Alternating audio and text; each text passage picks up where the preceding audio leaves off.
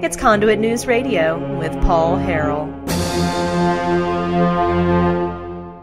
And as promised, we do have on the line, as we've been talking about basically all show, Senator Terry Rice is back with us. Senator Rice, how are you? Thanks for coming on the program, sir. Doing well, Paul. Thank you for the invitation. Glad to be with you. Yes, sir. Now, District 9, remind everybody where that is geographically in the state.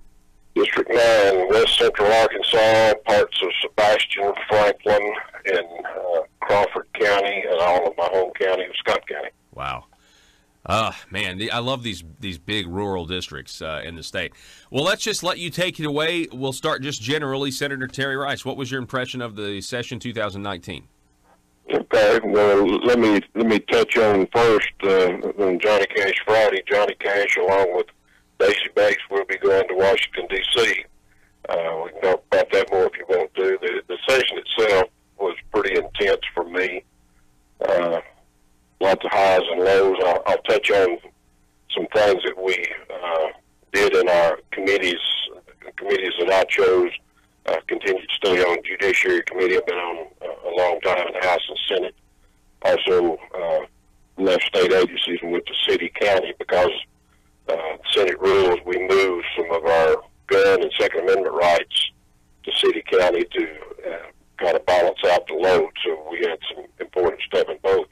In Judiciary, supported several bills carried by Senator Clark that led reform on child maltreatment. We don't talk much about that, but we needed reforms for DHS and the judicial process that gives some oversight and fairness to families, and again for the basic welfare of children, to make sure that government does it like they're supposed to. So we made. Well, can I ask you about that, because I remember some of those reports that some specific, I believe one specific judge was mentioned in a report that I'm remembering where there just seemed to be this tendency for the judge to not let children go with family members, that were related to the parents. Yes. Is that that's a problem, right? Well, it has been, and that's what the result of this was. Going back, former Senator Linda Collins, that worked with us on that in joint performance review, and we heard from citizens and the judge. We had some headbutting back then with the judicial part, but this is a result of that work in past session. As you know, government moves slow, and we're finally getting some reforms in that are important. Also, in Judiciary, I supported, but we failed to get Stand Your Ground out. Missed it by one vote. It will be back. A lot of misrepresentation and consternation from some people on that, but I think we'll get it back on city, county. We passed Secretary Stubblefield's sanctuary city policy that you've talked about. Yes. We also passed the important resolution. Of all the resolutions we passed, I feel like this is the bell ringer to clarify gun rights, because of the Attorney General's opinion, the governor's statements, and so many people across Arkansas. It's been an education process. What Act 746 actually says and does. There's not any confusion for many of us, and law enforcement's getting more clear on it. But the AG had said they wanted clarification from the legislature. The ones that said that now have that. We passed, I think, 24 votes in the Senate, and it passed in the House too. That was important. We also killed a bill that many on your program understand, but as I talk to people, they still don't know what red flag law is. We kill that in city, county. If it's going to interim study, it will be back from the side. It does not allow due process. Anybody that says that you can have two law enforcement people agree and go before a judge and go take somebody's firearms and their Second Amendment rights from their home without due process, you've got problems. Mm-hmm. We reduced, again, not my bill, but we supported through that committee, we reduced concealed carry licensing by half. Some of the things, and we'll go back and talk about whatever you go to. I carried the bill, passed Senate Bill 336, additional revenue for maintenance and repair of highway, streets, and bridges, $95 million. It is a percentage increase in the wholesale gas increase.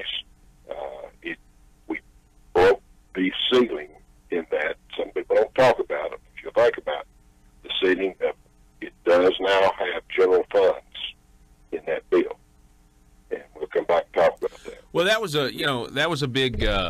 I know that's been a big want from a lot of people. And the governor just wasn't really on board, and he got on board with it this time. But yeah, can you talk about it? Why the gas tax increase? Like, why did you, Terry Rice, support this and vote for it? I've been in Little Rock for almost 10.5 years. Didn't plan on coming to start with. One of the things I've always pushed for is a stable, long-term highway funding bill. While I agree, you and I agree on many things, and we agree that this should have been general revenue, I have fought that battle and will continue to fight that battle. That's the reason I mentioned the general funding in this, because I feel that's where we need to move cars, car parts, auto-related things to the highway funding and take the burden off of other places. It wasn't going to happen in this administration. In 2013, former Representative Jonathan Barnett and 86 of us House members signed on to run a bill. When Governor Beebe fought it, people started peeling off, and it did not pass. We fought higher education for funding. We were trying to get general revenue. That is the basic bill. I can't say it's exact, but that is where Representative Julie Mayberry, came up this time with a good idea to use general revenue. But the problem is, they came late. Should have been done. We should have had a bill filed the first day of session what we were going to do in highway funding, and I said that over and over. We have been working on this literally for years and years to bring all groups together to find a way to do it. Is this a perfect bill? Is it the one I'd love to have? No. It is a long-term solution, and what we can do from there, if we have revenue to change, but as you know, in government, you can't always get the money where it needs to go. I definitely understand that, and I also know, a lot of the reason why people voted for this tax increase was because they felt like the roads were in such a state of disrepair. Now, I disagree with this. I still wouldn't have voted for it, but they felt the roads were in such a state of disrepair that it's going to get to a point where it's even more expensive to repair them in the long run. And so I understand, people make the argument for it. My concern, and I'd like to get your response on that, I know we had a good income tax cut, $95 million eventually, when it fully goes into effect. But this gas tax is going to go into effect in October. The internet sales tax is going to go into effect in July. Then we have the half-cent sales tax that's going to not be allowed to sunset if the people decide. Do you think that when it's all said and done, the people of Arkansas are going to be paying more money to the government than they were in, say, fiscal year 2020 and 2021? Yes. And from the 92nd General Assembly, this was saying, Paul, I think of this as building a house. You step up and make investments, big investments that are going to be long-term. This is not something small for me when I agreed to carry this bill. I didn't write the bill, but I carried it and was standing by my decision. One, you don't pass a gas tax without huge support. We had, on the first vote, it was taken too less on concurrence, but we had 75 votes in Senate, I think 71 in the House. That tells you the people are telling their elected representatives, we want some roads fixed. And it's not just because roads are going down. We've got bridges that are showing rusting rebar where concrete is flaked away and broke off, that while it may not be deadly right now, you've got to do something about that. We've had where the white line is on the side of the road, where there's voids that have broken out past the white line towards the center line, where when you're crowded meeting 18-wheeler, you won't bust a wheel. I bust two of them, cracked wheels. So the cost of highways is, yes, costs money. It is a use tax, and